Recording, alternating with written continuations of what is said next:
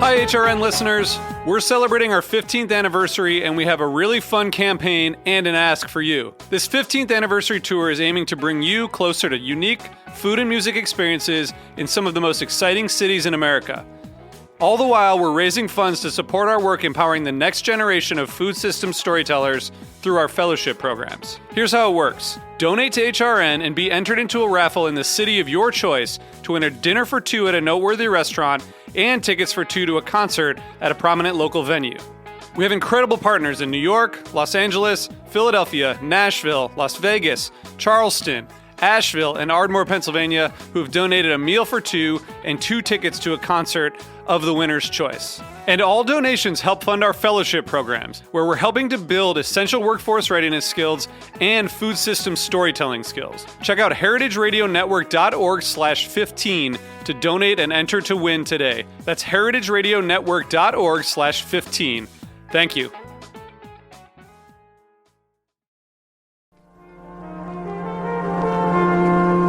Broadcasting live from Roberta's in Bushwick, Brooklyn, you're listening to heritageradionetwork.com. This is Sam Edwards, proud sponsor of Heritage Radio Network, SurreyFarms.com.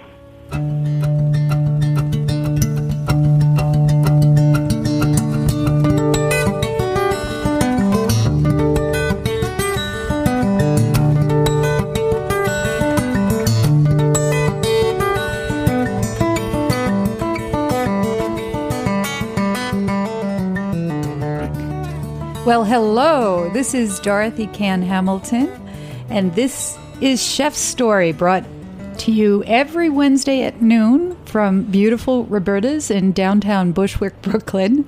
And this is the heritageradionetwork.com and .org. They just got their nonprofit status, and so we're so excited about that. But if you hear somebody saying .com and .org, don't get confused.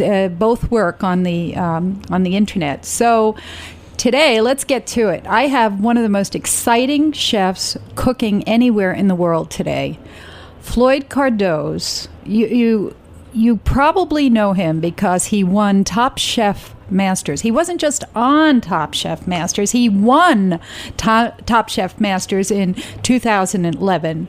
Some of us really remember him as being a groundbreaking chef back in 1998 when he opened Tabla and brought in a whole new vocabulary for us, a whole new set of eating experiences like a bread bar. And now he's really charting new territories down in the tip of Manhattan, in the sites of the new financial district down there at North End Grill. And so I am incredibly pleased and honored to have him here at our table. And Floyd, welcome. Authority, thank you for having me. I'm so excited to be here too. Well, I just want to dive right in and start finding out how you became this amazing chef. And I know you were born in India, in Bombay, and you lived in Goa. So why don't you tell me about those early years and, you know, what was your passion when you were a kid, and did food have anything to do with it? My mom, when I was a kid, always said that most people eat to live, I live to eat. And that hasn't changed all these years. Always been passionate about food, always loved to eat, always hung out in the kitchen with the cook. But growing up in India in the 60s and 70s, you never really thought about being a chef or going to this business. Most Indians want to be doctors or engineers or bankers. And that's what I thought I was going to be. And everything I did in school, and did my bachelor's in biochemistry, my master's in biochemistry, and thought that's the line I was going to take. But, from an early age, my grandparents lived in Goa. So that used to be... So tell us the difference between Bombay and Goa geographically and taste-wise. Bombay is the New York City of India. Goa is...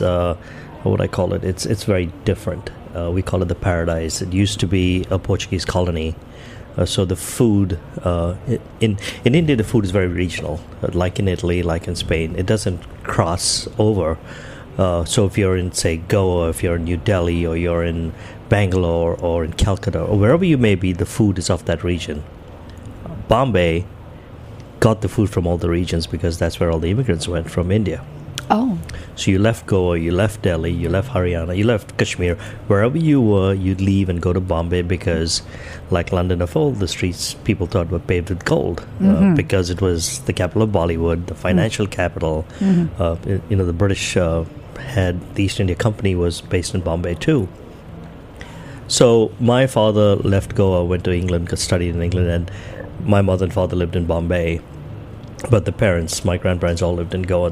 We had 2 homes in Goa, and it was traditional every year to go down for the entire summer to spend time with them. So they influenced us. So our family was a very food-centric family. So all discussions revolved around what the next meal was going to be or what the current meal is. And we'd sit at a table and enjoy it. And it made, my best memories growing up are of these meals sitting with granduncles and grandaunts and grandparents. Well, you said that Goa was a Portuguese colony, and you're arguably the most famous Indian chef in the world. And your signature style is being able to bring Floyd's flavors, which are heavily influenced by India, to very Western dishes.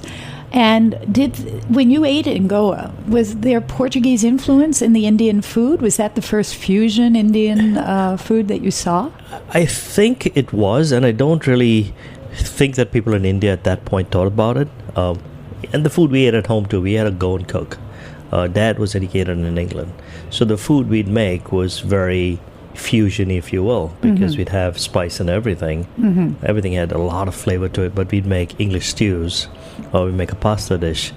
It would be very different from anything you'd see in Italy, but it still used ingredients which were very foreign to India. But, Bombay was about 300 miles from Goa, north of Goa, on the coast. So the seafood was common. So people from Goa naturally moved to Bombay. The food in Goa, when I grew up, most of the people in Goa were Catholic because of the Portuguese. I'm Catholic. So we were the only religious group in India which ate pork and beef. A love for seafood. Use of alcohol in our cuisine. Use of vinegar.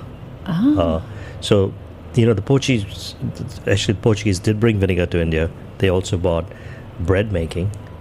European-style breads are made in Goa. They've been adapted to the cuisine in India now, which are very different. And there's a term called pawala, meaning someone who sells bread, which was used as a real derogatory term for anybody who came from Goa because we ate European-style bread and we didn't eat flatbreads. So you grew up in this environment. So we're going to ask how you came to the United States, but it wasn't a foreign cuisine at all to you. No, it was not, and we enjoyed delicious food at home. One meal was Goan, and the other meal would be something different. Describe a Goan dish for us, a typical Goan dish that would be unique to Goa. Goa being on the coast, had access to a lot of seafood. And what happened in India at that time was that there was no electricity, there was no running water, there was no refrigeration. So if you lived on the coast, that's all you ate was seafood, or the meat you ate was what you grew. As you went to the center of India, you didn't eat that much of seafood. So being on the coast, we had a lot of coconut, we had a lot of rice, a lot of seafood. So we'd have these wonderful coconut curries with seafood, or things grilled. My grandmother's kitchen had this wood fire using coconut wood, which would permeate the entire home. Coconut wood. So that's the husk of That's the husk, the branches, the trees that they cut down. And the aroma was fantastic. As a matter of fact, when I go back now and I get this aroma of this wood burning, it reminds me of being in a kitchen all those years ago. And then they use earthen pots, so the food got some of the smoke in there.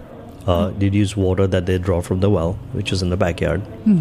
And above the fire, which was these open fires that they put wood into, would be the rack where they dry the Goan-style sausages that we call choris. From chorizo. From the Portuguese. And the only sausage you could get in India of any kind was choris, made by the Goans who were influenced by the Portuguese. Oh my God.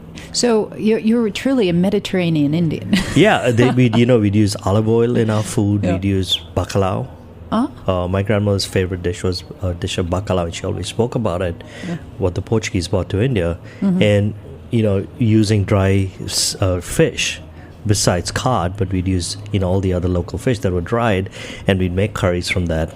I don't think that was there before the Portuguese came and showed us how to use these dried ingredients. But using alcohol in stews like this pork stew we do, it's called sarpatal, which actually uses the blood of the pig in the stew, which is not done anymore. But the meat was cut; it was smoked over these, So it's smoking is not very traditional Indian, but it was incorporated into these stews that the Portuguese made. We'd make beef curries and beef assad, which assad is a very Portuguese term, which if you go to Brazil, you see the same thing over there. Asado. Amazing. So this connection was very, very strange, but that's the kind of food we ate growing up. So if your father was educated in England and you grew up in Bombay and in Goa, how did you get to the United States? Just going back to my global Indian flavors, being that I was in Bombay, we had access to all these cuisines. So you'd have cuisines from all over India. And because of my love for food, I recognize all these flavors. So that's where that came from. So after I did my graduation in Bombay, while I was doing it, actually, at St. Xavier's College, I read this book called Hotel by Arthur Haley. And I was very taken up with the whole hospitality world. And that's when I decided that I think this is what I wanted to do. So I went and told my parents. How far along were you educated at this point in biochemistry? I was almost done. Oh, and with your master's? Yeah. And you say, I want to go and work in the hotels? Yeah. Oh. And so I finished. I went to school for hospitality. And while I was doing hospitality... In Switzerland? In Bombay. Oh, in Bombay first. Okay. But you got to understand that while I was growing up, I used to make these souffle omelets for breakfast on Sundays. I'd do barbecues for my friends in the backyard. We'd go fishing in the Arabian Sea. We'd catch fish, bring it home, skewer it on wooden sticks, and cook it over wood fires in the backyard, get potatoes, throw them in the fire. So I would do these things, do what we call barbecues, where we marinate chicken and charcoal grill them. Oh, sounds delicious. And when I was doing this, I was also in hospitality school, and part of hospitality school was I had to do front of the house, back of the house. And while I was doing back of the house, I kind of started enjoying what I was doing. And strangely enough, my food tasted the best from everybody else's. Why was that? I just think because I loved food so much and I was so passionate about it, I was putting something of myself in there. I understood the ingredients. I did my first internship in the kitchen to get it out of the way. And when I did that is when I realized that this is something I really, really love to do. I was in a kitchen, and you got to understand, I grew up in Bombay where everybody spoke English. So I barely spoke any Hindi. I went into a kitchen where nobody spoke English, where everybody was uneducated. And I was working 16 hours a day, 5 days. And you were working shoulder to shoulder with them as a cook? Yeah. With these guys who didn't speak a word of English, who 16 hours a day, 6 days a week, not making any money at all, and I was having a good time. What kind of restaurant was it? It was in the Taj Mahal Hotel in Bombay. Oh, and was it an Indian restaurant? It was. I was working in the main kitchen, which did the banquet. So there was a soup section, an entremetier, and a rôtisserie and poissonnier. So these are all the guys, garde-manger, butcher. So I was working with all these guys and just having such a good time. So when did you went to La Roche in Switzerland? So after I graduated, I went and joined the chef's training program at the Taj Mahal Hotel. And while I was there, I realized that I had no life outside of work because this was not a business that people wanted to get into or recognized. And it was kind of depressing because I didn't have friends. I couldn't go out. I couldn't, so there was no life. And I realized that my brother was in the West, and he said, you should go away because it's very different in the West. Mm-hmm.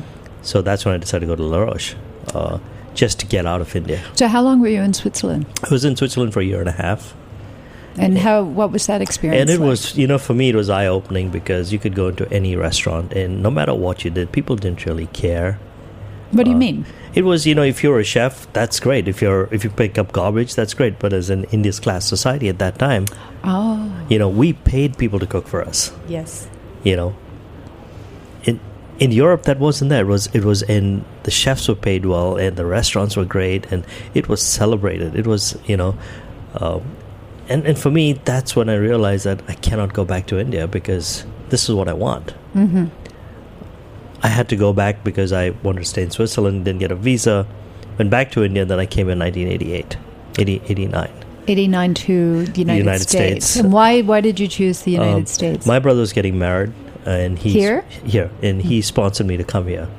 Oh, was he in New York? He was in New York, and when I was in Europe, he told me, "Why don't you come to Switzerland?" I had dreams of going to Australia. Ah. And He said, "Why don't you come to Switzerland or New York?" United States. Oh, United States. Okay. But I wanted to immigrate to Australia. Why? And I just felt that was a new country. It was more like England. We grew up closer to England, yes. being a colony. Yes. And I filed my immigration papers. Was supposed to leave in April of 88 or 89. I don't recall. I didn't fill in the paperwork correctly, so it got delayed. Brian got married. He said, "Why don't I come to the United States?" I came to the United States and felt like, wow, this is just like Europe, in the way people are respected and the restaurants. So that's when I decided to stay. Culinary capital of the world, I think. I totally believe you. Now, I think it at is. least. All right. Well, you know what? We have to take a break right here, but we are going to come back and talk about another interesting chapter in your life. So this is Chef's Story, and we'll be right back.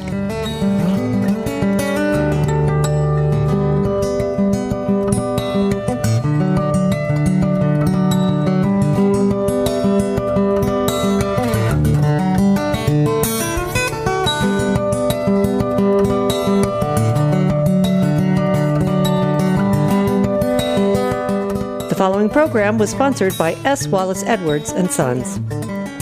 Summertime is not the only time when barbecue is welcome. At S. Wallace Edwards and Sons, Sam Edwards has been working his magic on ribs, briskets, pit-cooked pulled pork, and much, much more. Add a few of their sides and the party is complete. Entertaining has never been so easy. To order, go to virginiatraditions.com.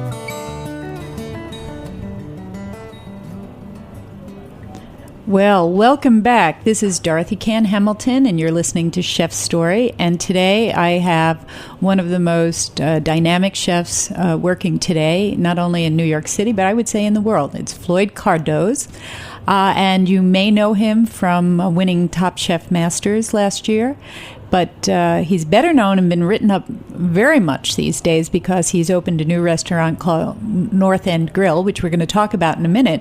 But I want to go back to his early days in New York. He said he came to New York in 1988, 89, and he opened a real seminal restaurant called Tabla in 1998.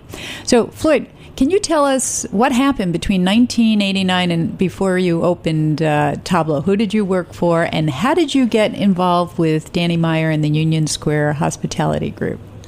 I worked in a couple of small restaurants in Manhattan when I came because it was hard to find a job without New York experience. Mm-hmm. Were they Indian restaurants? Yeah, with the Indian restaurants, and I worked in a couple of hotels just to get my foot in. And then I heard of Gray Kunz at the St. Regis, which was reopening in the early 90s.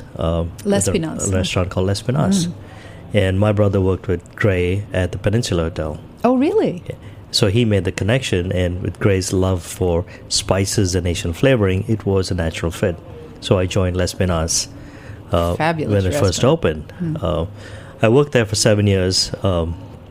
Started off as a salad cook and left as chef de cuisine. Oh, my gosh. And over the years, I learned a lot from him.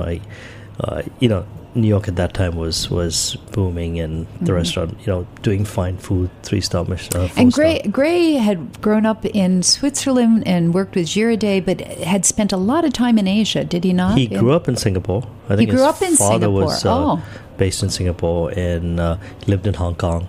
At the Peninsula in Hong Kong. So he understood those flavors very well. But he was a Swiss national, right? Yeah. And for me it was a great mix because Yes. I always had this dream about mixing Indian and Western foods from the time I started cooking. So I worked with Gray, rose up through the ranks, and we never know what good you do for someone, how it's going to affect your life in the future. Exactly. And the way I met up with Danny was I had a cook at L'Espinasse named Nick, a wonderful guy who graduated from the Culinary Institute of America and came and worked in our kitchens. And even though I wasn't a sous chef at that time, I was a line cook like him, he was told he had to make a consommé. And he was struggling badly with it, and the French sous chef was not willing to help him.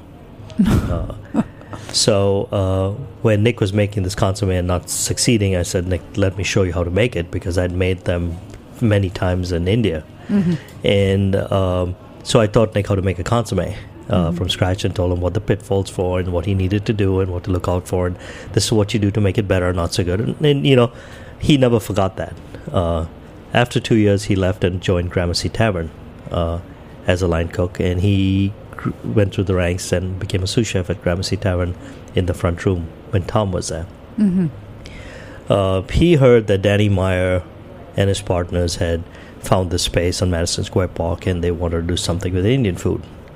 So Nick Oltosh went up to Danny and said, if you want to do something with Indian food, there is this guy I know who's Indian.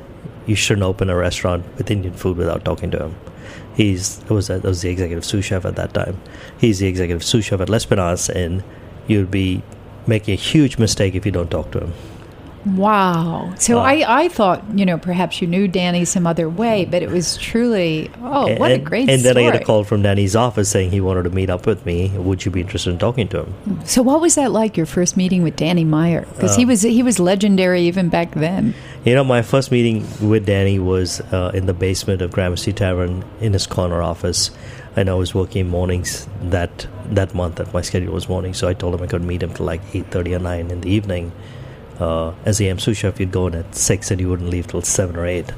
So I went to see him after work, and I never forget, because he was so unpretentious.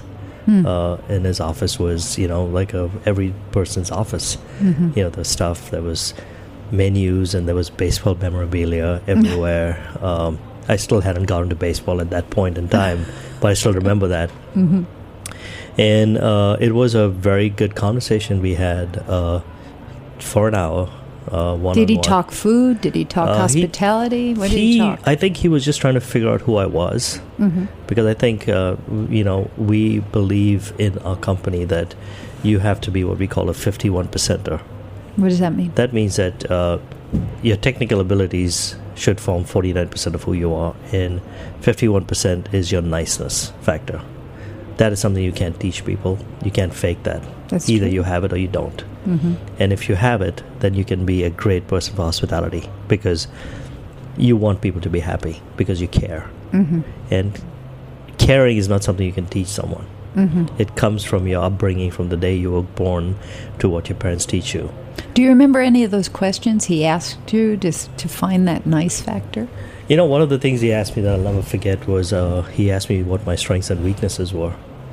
And I don't know what I said for my strengths, but I said my weakness was my family. So he turned to me and says, why is that so? And I said, because I'll do anything for my family. And he turned to me and said, that's not a weakness. He said, that's a strength. And that's the one question I always remember, because when I hire people now, I work for chefs who, something happened with your family, you can't take the day off. If you had a death in the family, the first question is not how you are, but when you're coming back. And the rules that I have in my kitchen are not when you're coming back is, just take what time you need to take care of the issue, and then when you're ready, you'll come back. Because I want you to be 100% doing what you're doing. I want you to give me what's in your soul every single day, because that's when the food's going to taste good. So tell me, how excited were you about Tabla? When Tabla opened, I didn't ever realize how big it was going to be. Really? I didn't ever realize how many articles were going to be written about me and this restaurant. It never ever got to me that I'm opening one of the most anticipated restaurants in New York City in 1998. I was focused. I just wanted to cook good food and be a chef that cared about the people who work for me. So how did you conceive the bread bar, for example? The bread bar actually came as a later iteration of Tabla. I always knew what I wanted to do upstairs. Explain. The food upstairs was going to be classically either French or European based with Indian flavors. Everything had spice in it. Everything had strong flavors in it. But it was going to be refined. It wasn't going to be hit you over the head with heat or with grease or a piece of meat that you don't recognize or something that's stewed or an ingredient that is purely Indian that nobody knows about. I was going to take ingredients that were from the United States, from the Northeast, that people recognize, like wild striped bass and black sea bass and lobster and crab meat and zucchini blossoms and things that you grow up with. Heirloom tomatoes. You don't have heirloom tomatoes in India, but I was going to adapt what we ate in India to what we had here. So that's what Upstairs was going to be plated. It was going to be fine dining. I obviously came from a 4-star restaurant. I didn't want to do a 4-star restaurant, but I wanted it to be nice. And we were lucky enough to get 3 stars right out of the bat when we opened. The New York Times. Yeah. I mean, it doesn't get any bigger than that. That was huge. It still did not affect me because friends would come into my restaurant and say, "Aren't you proud of all this? Doesn't this affect you?" And I'd say, "Of what? Look at this restaurant. There's so many people in here. They all want to eat your food." I'm like, I'm happy they're here, but it's. So tell me, North End Grill, Yeah. where here we are, 14 years later, and you have this beautiful, brand new restaurant down in Battery Park City on North End Avenue. How is it different from Tabla? And where is the Floyd of Tabla in North End Grill? See, the issue with Tabla after years passed by, which got to me sometimes, was that people thought and wanted only Indian ingredients and Indian dishes in the menu. So it kind of closed the way I could cook. When I cook at home, I got 2 kids who didn't want to eat Indian or Indian influenced food every single day. They want to eat Japanese, they want to eat Chinese, they want to eat Italian, Spanish, English, whatever you have, Chinese. They want to have something different every single day. And I could not use soy sauce at Tabla. I could not use truffles at Tabla. I couldn't use, if I made pasta, it had to be Indian influence. So I couldn't do things that I would cook for them. So I would cook for you, too. Yeah, so it kind of kept me on the straight and narrow. Whereas now at North End Grill, I have the whole palette of what I cook at home, or what I want to eat and how I want to cook. So I can choose to add Japanese ingredients in something, like I have a raw tuna with wasabi in there. There is some of Floyd in there because I think one of my friends told me, he says, there's nobody who uses heat like you do as a flavoring rather than as heat. And that's what I do. That's the Floyd. The excitement of using, the balance of sweet, sour, spicy, bitter in a dish. Tell people how you flavor watermelon. I think that's one of my favorite things that you do. It was so revolutionary to me. The watermelon curry. Yeah. I've been asked to put it on my menu. So this is a story that as I cooked at home with my son, and this is not Indian at all, but it was from a story from me. He wanted watermelon. I was cutting it for a snack, and he asked me, would you eat everything with spice? And I said, yeah. And he said, would you eat watermelon with spice? And I went back to my father eating black pepper on his watermelon. So I came up with this curry using watermelon juice, bringing it down, seasoning it with a bit of ginger, cayenne, black pepper, and cumin. And it has this bright, it looks like tomato, but it has this intense, and then finishing it with lime. Yes. So you get the sweetness of the watermelon, the acid of the lime, the heat from the cayenne, and a little bit of bitterness from the cumin. So it brings it all together, and it's topped with lime segment. So that's the way I cooked. It's got texture from the Rice Krispies on the fish. So you get the soft from the watermelon, you get the crispy from the rice. And I think when you have all these textures in a dish, and that's what I do, and I don't have to think about it. It just comes naturally. So okay, it's summer. Watermelons are coming back. I want everyone to write in and insist that Floyd put this on the menu at North End Grill. Oh my! So, what do you expect? I mean, you from your team. Here you had this team at Tabla for over 10 years, and who came back with North End Grill? Is the team different? Are you different? Let's start with me. Yes, I am different. I've matured a lot. I think opening this restaurant for me was a lot easier than opening Tabla because I understood that when I opened Tabla, I wanted everything to be perfect. And when you open a restaurant, nothing can be perfect because it changes. It's so fluid. So going into this, I knew that would happen. So at times when I would Well, freak out, explain that to people. You know, it's pretty standard. You cook food in the kitchen. You've got servers outside. You're going to have a lunch menu and a dinner menu. Why is it so different every time you open a restaurant? first, your guests are different. Your meal periods are different. The seasons are different. Your equipment is different. Your staff is different. Their design is different. It's not the same design that you had. You know, I could walk through Tabla with my eyes closed and know where things are and put them down. Mm-hmm. You have to figure out, where am I going to put the salt? Where am I going to put my oil when I'm going to cook? Where do I put the oil from the pan? Mm-hmm. I didn't think of it. Where do we put plates down? What happens to the clean plates when they come out of the machine? How is your equipment different? I have two wonderful pieces of equipment that I absolutely love at Northern Grill. Oh, here it comes. Favorite equipment. I love this question. One is a wood-burning grill.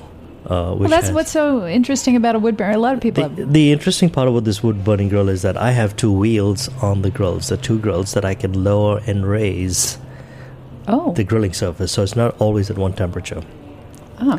And the other thing I do is I don't put wood in. I let the wood light up, turn to embers, and then I move the embers over. So I'm not using high heat to encrust anything. So it gets a gentle smoke. It takes a lot of babying, as good food should. It sounds like shades of Goa here. Yeah, it is. It is. And you get that aroma, and we use that wood fire, the wood smoke to flavor. You know, we did squash puree in January, where we were holding it when we were lighting the fire, so it gets a little bit of that smoke. I do a turbo at this restaurant, which the day I ate it, I think it's the best dish that I've ever eaten, because it's a turbo on the bone, and it's grilled on this embers with a little bit of smoke, and it takes us about 25 minutes to cook. Really? That long? That long. Because we do it low and slow. And it's the moistest, kissed by smoke piece of fish, and all we put on it is olive oil, salt, and a grilled lemon, and you eat it the way you want it. Still on the menu? It's still on the menu. Okay, we're going. And I think it's going to stay for a while. And I ate grilled fish in Spain, where they eat it with bread, and we have this wonderful bread that we're serving from a bakery in Brooklyn called Bien Cuit, and they have a miche, which is 72 hours fermented, and the sour bread, this wonderful crust, and this, it's so good. Unfortunately, we're going to have to take a break. I want to continue eating here with my memories here. So we'll be right back. We're going to take a break.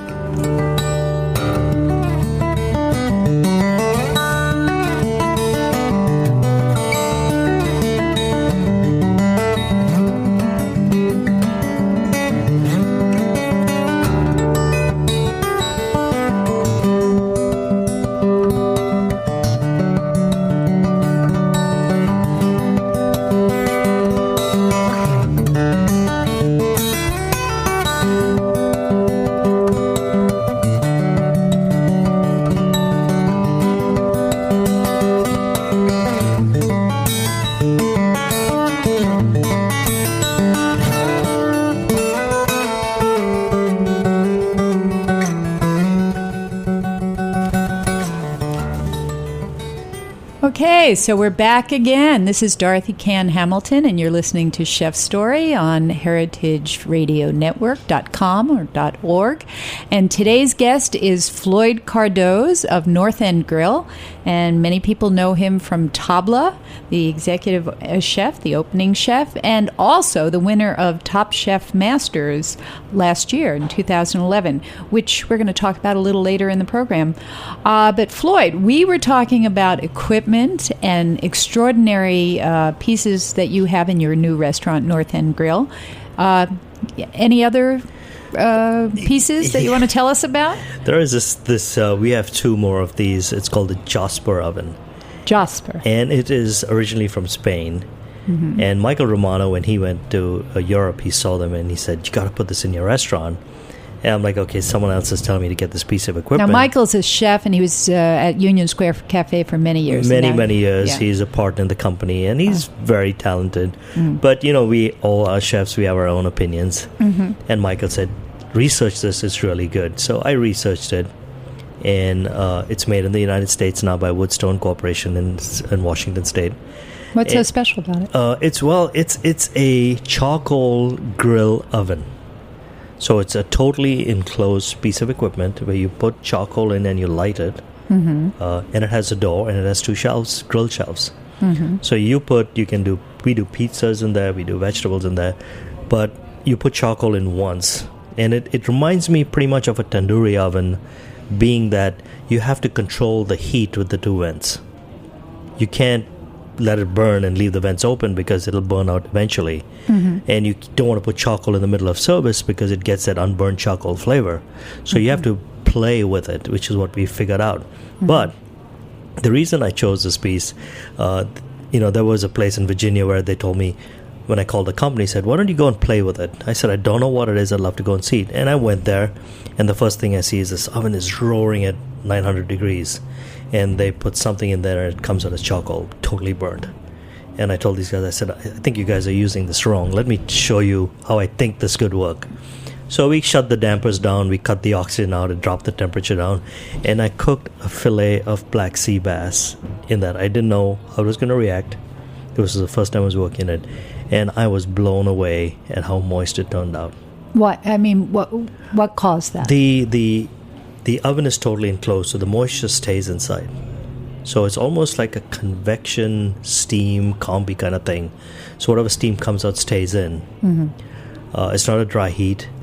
And it sears the piece of fish. It gets a little bit of smoke. But when you cut it, it's almost like butter. And as a matter of fact, sometimes when you cook halibut in there, it looks like it's sous vide the way it looks. It doesn't get the color. Really? And it's moist, it's tender, it's not dry. Now, you were just talking about the turbo going low and slow. Yeah. This sounds like it would go fast. This is very fast. In 3 minutes, you can put a fillet in and have it cooked. So, low and slow sounded like the ultimate. Now this fast and quick sounds like the ultimate. How do the 2 cooking techniques work? The low and slow works with something that has skin and bone, so it retains some of the moisture from those elements of the animal. If you're cooking a fillet, it doesn't have the bone to protect it. So the longer you keep something in the oven, we've all done shrimp on the grill, which have dried out. Right. Because it's been on too long. So this cooks it pretty quickly, retaining the moisture, giving a hint of the smoke from the charcoal, at the same time not coloring it. I see. So what are you cooking in there right now? I'm doing a wild salmon in there. I'm doing wild striped bass that I actually caught this weekend in Connecticut. A Renaissance man, a fisherman. We're doing shrimp. I'm doing pizza. These are 2 pieces of equipment that I've never had before. So whenever an ingredient comes in, we cook one on the grill and one on the Jasper oven and see which one works better. I did strawberries in the Jasper. Not so good. I did them on the grill and I love them. So now I'm doing, I do asparagus in the Jasper. It works in the grill and the Jasper. I did quail on the grill, but it was taking too long, so now I'm putting it in the Jasper, and quail works beautifully. You're going to have every chef, around the country, when they come to New York, coming and saying, can I come in your kitchen? Can I play with these grills? I tell all my chef friends, come and see this, because I'm such a huge fan of that. But it's a great piece of equipment to have. Okay, well, I want to get to, we could talk all day about your food, but I want to talk a little bit about Top Chef Masters, where you really did Floyd's food, and Floyd was cooking. First of all, why did you put yourself out there? I mean, I think that's one of the scariest things, to be an accomplished, respected chef, and then on national TV, put yourself to the test. What made you do it? The request for Top Chef Masters came at a point in my life where we had decided to close Tabla. It was a low point in my life in terms of having this restaurant for so long and then closing it. So they had asked me to be on Top Chef before, and I said, I don't think I'm ready. I'm not for that show. I'm more experienced. But when Top Chef Masters came, it's a group of our peers. We're playing for charity. That's always something that gets me. We are people who are established, who are not going to backstab and try to win this at all costs for no reason at all and say things. And, I had the time free to do it. So I'd never watched the show. So I watched, Top Chef occasionally. But when this came up, I spoke to Danny, and he said, you have the time off. I spoke to my wife, and she says, you should do it. So what was it like? What was the first show like? What surprised you most? What surprised me the most is that actually two things. One, as a chef, you're always in control. Mm-hmm. You tell people to jump and they'll ask you how high. Mm-hmm. When you're on a TV show, that control is not with you. Mm-hmm.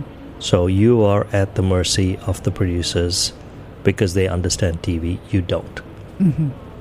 So the biggest thing for me to embrace was losing that control. Mm-hmm. The second thing was I couldn't believe how fast that damn clock went. Really? Even for a professional chef who's used to working we at used warp to, speed. we have our own clocks that help us get ready for lunch service and dinner service. But on TV, it's different. So the first day, a bunch of people didn't get the first challenge we did. There were a few people who didn't complete the dish. Is that because professional chefs are used to having a team behind them?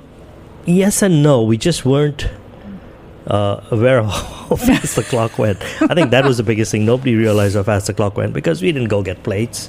It's a new kitchen, it's a new ingredient, it's a bunch of things. But so that was the surprising thing. Mm-hmm.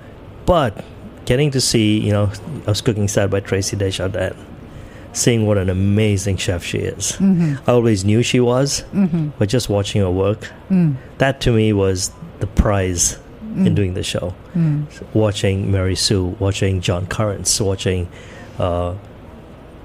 George Mendes, people who were on my side, watching them do things. For me, it was like, wow, these guys are really, really cool, and they're nice people. Yeah. We all do events all over the country. We fly in, we do our event, we fly out. We have no time to really spend. But we had time to spend and get each other's philosophies and enjoy. So that was a great part of doing the show. Why do you think you won?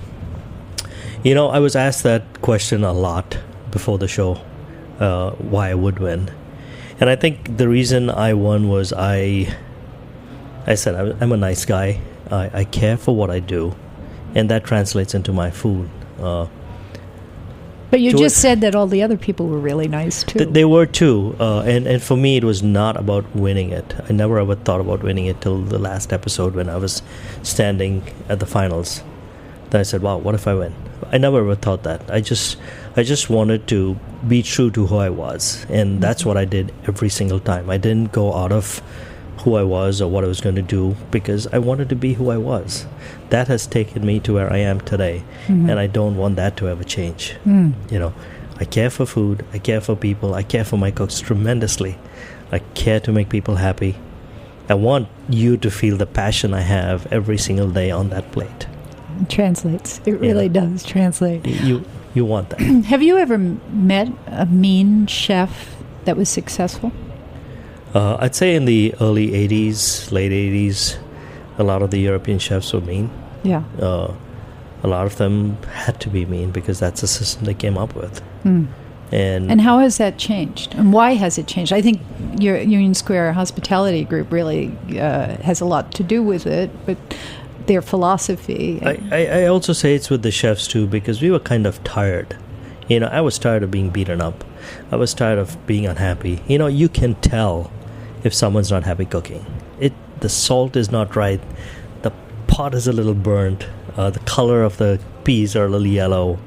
The balance of flavors is not there. And you can tell that. But if you have that joy in your heart, you can do it well every single day. And that's what you want. Because food and eating is so personal. It's not just putting a perfume and walking and putting it, you'd say, oh, that's my personality, I wear these jeans. No, it's not. You're ingesting it. It's a very personal thing. And when you're mentoring young cooks in your kitchen, what's your philosophy? What do you tell them? When I hire people, I look for passion. I look for why you're cooking. If someone says, I want to be top chef, I don't really want to hire you. I want you who talks about my grandma's ravioli. Or the time you went fishing with your dad and what you did with the fish, or the meal you had in a small restaurant in Chinatown or in Spain or in Germany or wherever you may have gotten, and it's not a 3-star Michelin place, and why you think it was so good and what it did to you. That's the kind of people I want. So when they come in my kitchen, there are no bad questions.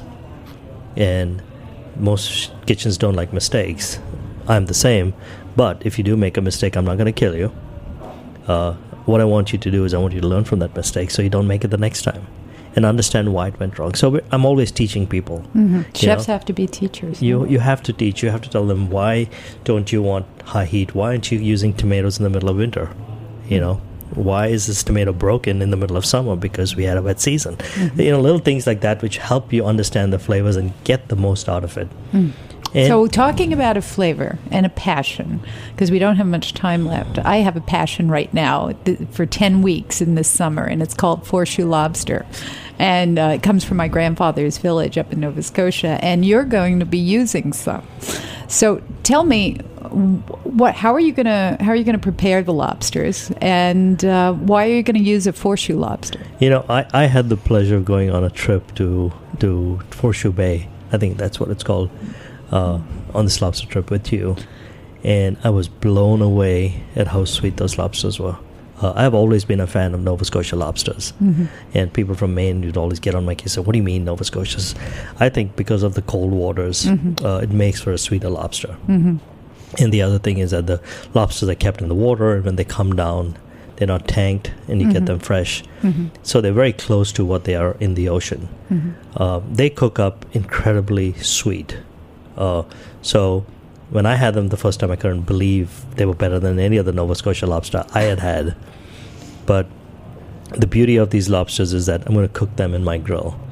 Which one? Yeah, I'm going to cook in the Jasper. In the Jasper, okay. And normally you don't want to cook lobsters on fast heat. No. But what I'm going to do is I'm going to cook it in the shell. I'm going to cover it with seaweed to prevent it from getting that strong heat, but also getting some of that ocean flavor in there. And just serving it as is with nothing on it. You don't even need butter with a 4-shoe lobster. Okay, well, we're winding down here. Last words of wisdom to anyone who wants to be a chef out there. What's the most important element of being a chef? I think I tell my kids this all the time. No matter what you do in life, you have to be happy and you have to be passionate about it. Nothing in the world beats happiness and passion from doing something you love every single day. And you have to give it 150% every single day. You have to be ready for long hours. But the joy you can get from putting food that is incredible, and it doesn't have to be complex, but just putting something from your soul on that plate every single day, nothing can beat that. Well, thank you, Floyd. And I want to thank all the listeners out there. I think we've just had a delicious hour here.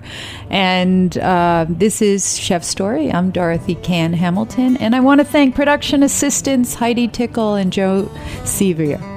Thanks a lot, and we'll see you next Wednesday at noon on heritageradionetwork.com.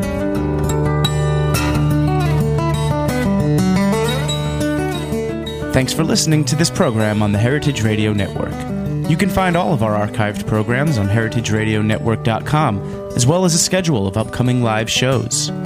You can also podcast all of our programs on iTunes by searching Heritage Radio Network in the iTunes Store. You can find us on Facebook and follow us on Twitter for up-to-date news and information.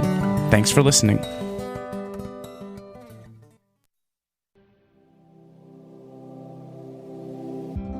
Hey there, I'm Lee Ullman here with some big news from the National Young Farmers Coalition. We're partnering with Heritage Radio Network on a special season of The Farm Report. It's all about what's happening with the Farm Bill and how it impacts farmers and eaters. I am growing diversified vegetables on land that's been in our family for 150 years. And so with the pandemic, gentrification, property values going up, we had to sell the land and we lost it. Join us as we uncover the untold stories behind this massive piece of legislation that shapes how we grow our food, what we eat, and so much more. The problems we have had, those are things that come from earlier Farm Bill and USDA policy, right? Like Earl Butts, get big or get out. It's my responsibility to know not only what I'm eating, but then like how that all came to be. And realize wow, this piece of legislation, all this money, it's technically something that I support as a taxpayer. While Congress debates the next farm bill, this is not just an invitation to listen. It's a call to action. Be part of the conversation. Subscribe to the Farm Report on Heritage Radio Network, wherever you listen to podcasts.